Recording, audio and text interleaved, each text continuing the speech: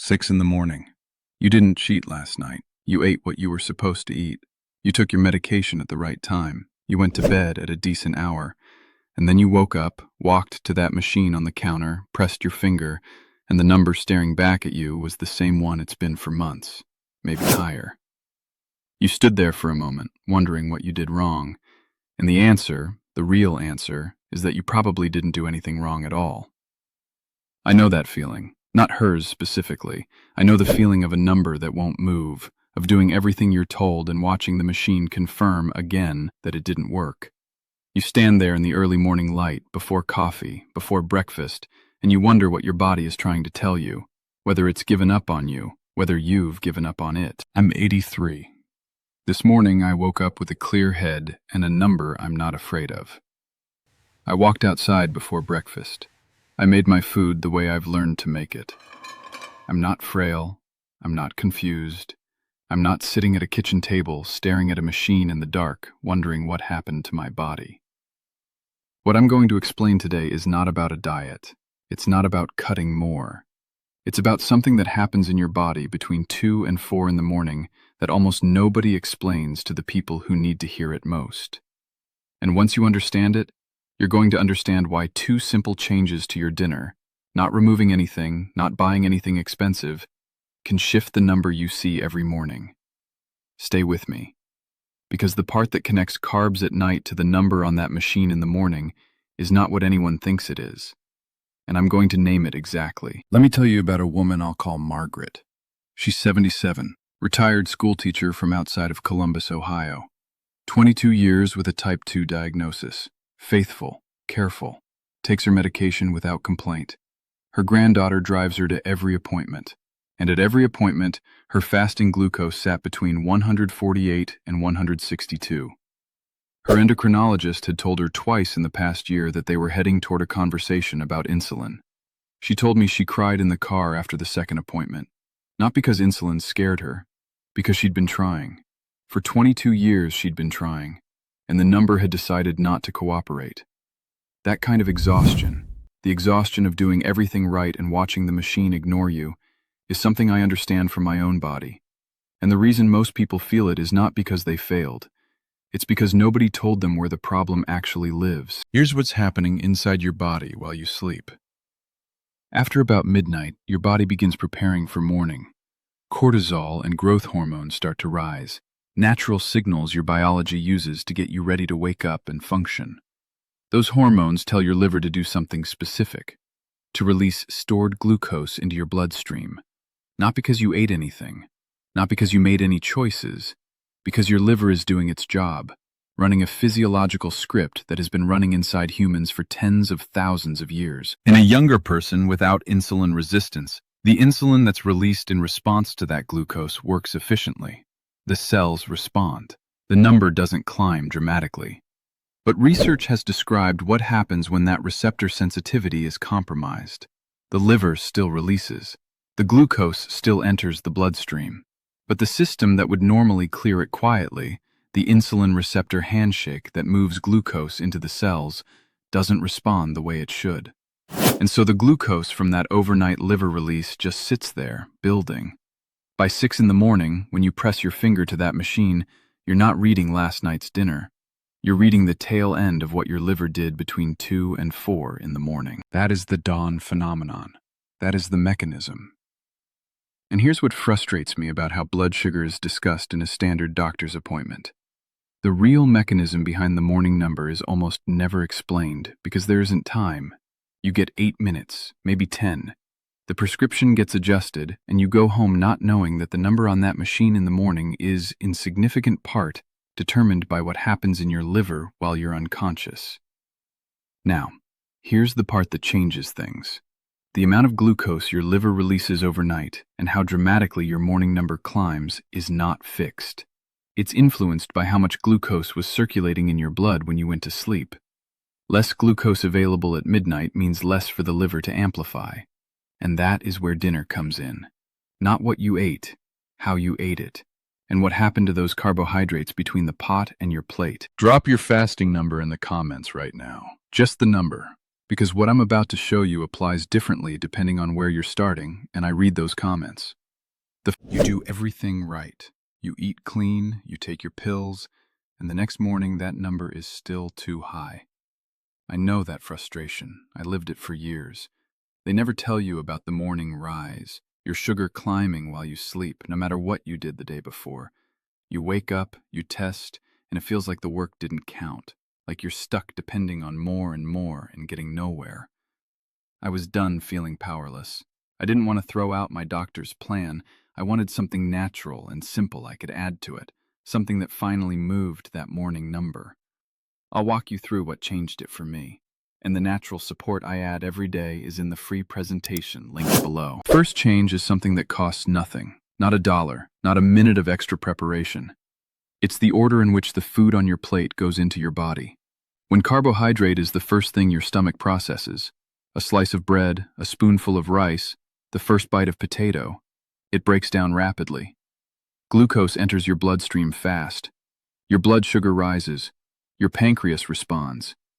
And that entire cascade happens at full speed before anything else on your plate has a chance to slow it down. But when protein and vegetables go first, something different happens.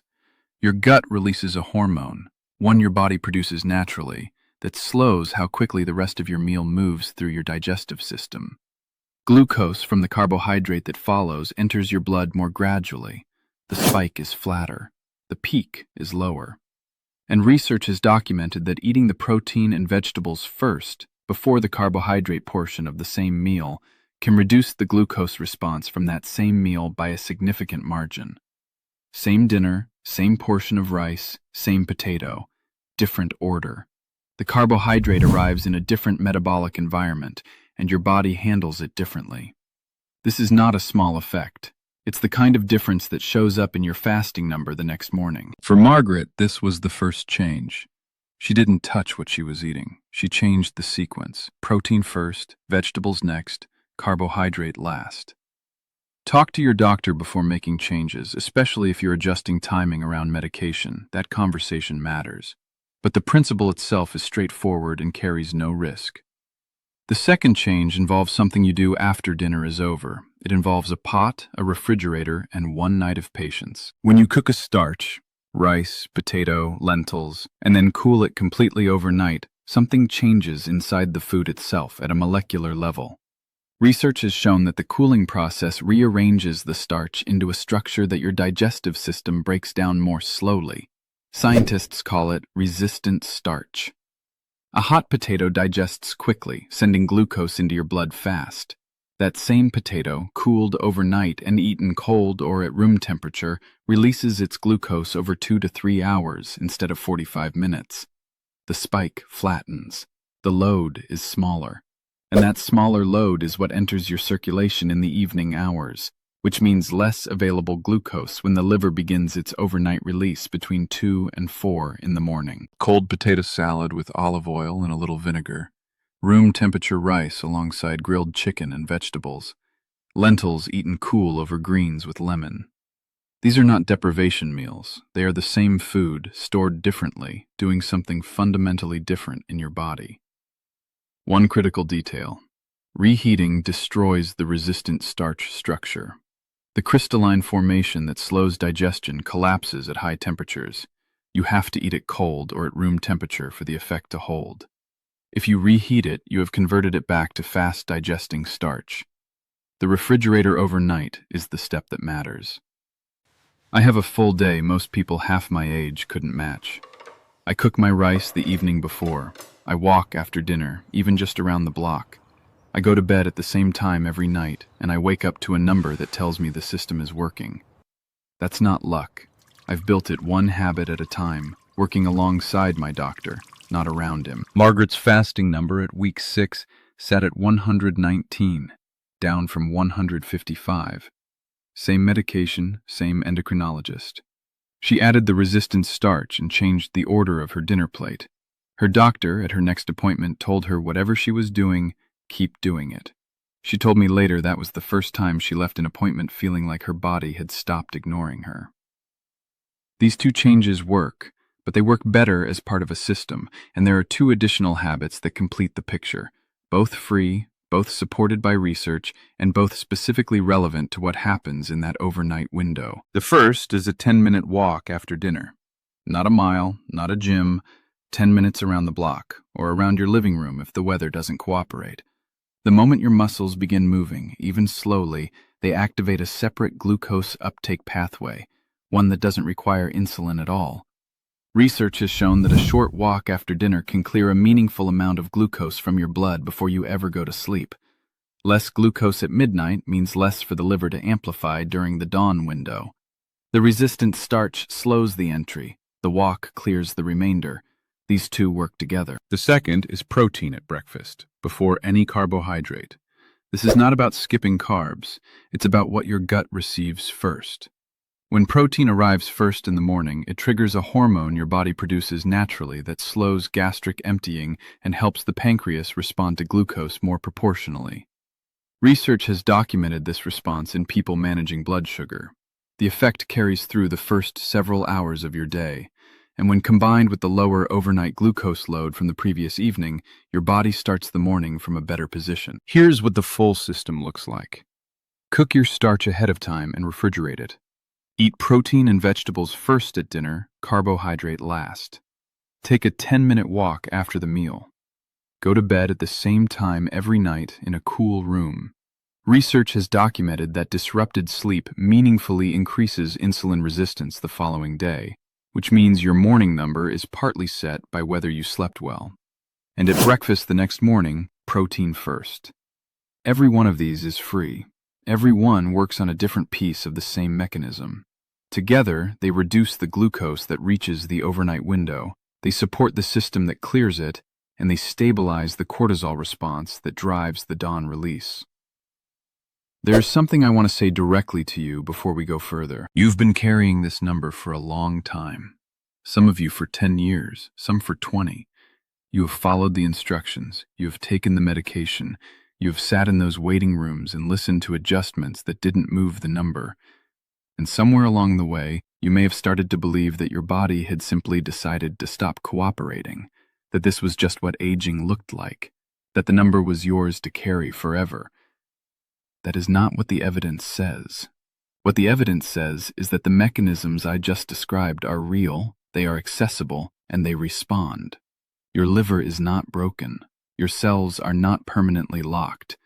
The system that was working against you was working in the dark, in those hours nobody explained, between midnight and 6 in the morning while you slept. Now you know what's happening in there, and knowing the mechanism is the first step to changing what it produces. If you're working with your doctor, and you should be, especially if you're on medication, bring these habits into that conversation. Ask about your morning glucose pattern specifically. Ask whether the dawn phenomenon could be part of what's driving your number. You now have the language for that conversation. If you watched this whole thing, you're not the type who gives up. You're the type who keeps looking for a real answer. So let me be straight with you. The morning number isn't your fault, and it isn't just diabetes. It's the dawn rise, and it responds to the right daily habits. The goal was never to quit your treatment. It was to support it naturally so you finally see that number move and feel in control again. Alongside the steps I showed you, I take a simple, natural support every day to help keep my blood sugar in a healthy range. Affordable, easy, and it works with my doctor's plan, not against it. The free presentation is in the description below. Go see it for yourself. And keep your doctor in the loop. This is support, not a replacement. If you found this useful, subscribe so you don't miss what's coming next.